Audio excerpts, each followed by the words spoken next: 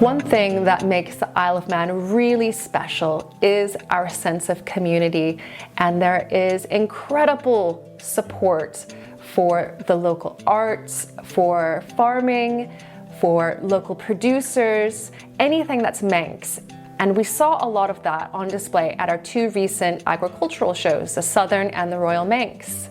And if you attended, you'll know that there are tents where the average person can enter in their baked goods, their preserves, their photography, their fruit and vegetables and flowers straight out of the garden.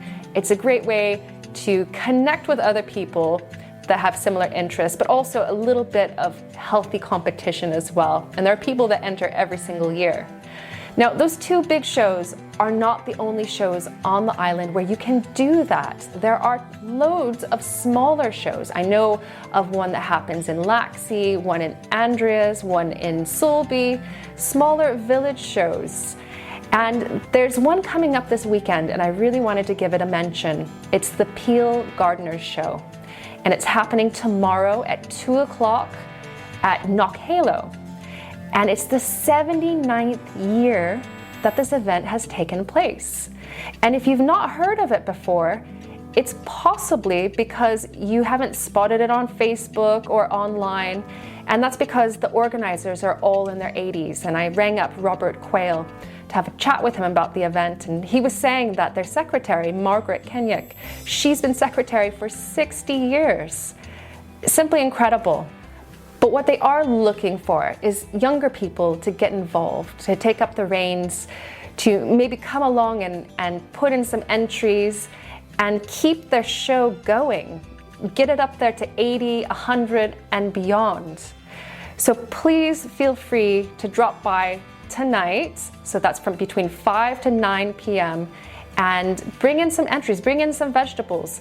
And Robert said that it's not just the professionals either. Novices are invited to attend. And I asked him who the professionals were, and it sounds like there are some very experienced growers that attend the event. So it'll be interesting just to go along and see the gigantic pumpkins and the gigantic carrots that people have been growing, and maybe pick up a few tips as well.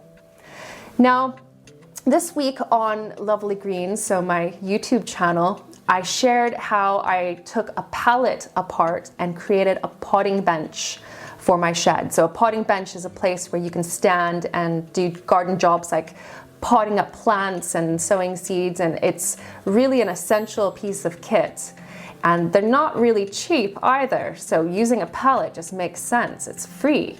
And there are loads of other things that you can make out of pallets as well. So you can make strawberry planters, you can make compost piles, you can make trugs, loads of things. But if you are interested in doing some pallet projects for the garden, I would suggest that you keep a lookout for some right now, because we are headed towards autumn and people with fireplaces will be on the lookout for them as well. So it'll be a little bit easier to grab a couple now before people start scouting around for firewood.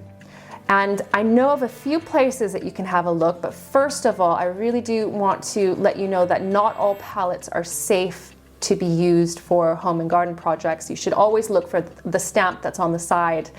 And if you see anywhere on that stamp the initials MB or SF, it's been treated with an insecticide, and you should just avoid that. Now, on to where you can find pallets. I have found them at industrial estates. I've gotten them off of builders and tradesmen because they'll have materials that are shipped in from the UK on pallets. Shops as well. Ken Quine, who has a hardware shop in Port Erin, put up on Facebook that he has some right outside of his shop just now, and he's looking for someone to take them away. And I know that Sadler's and Douglas has some as well. So if you're looking to create some frugal, low-cost, attractive garden projects, do keep an eye out for pallets, and you can find loads of ideas on how to use them over on Lovely Greens.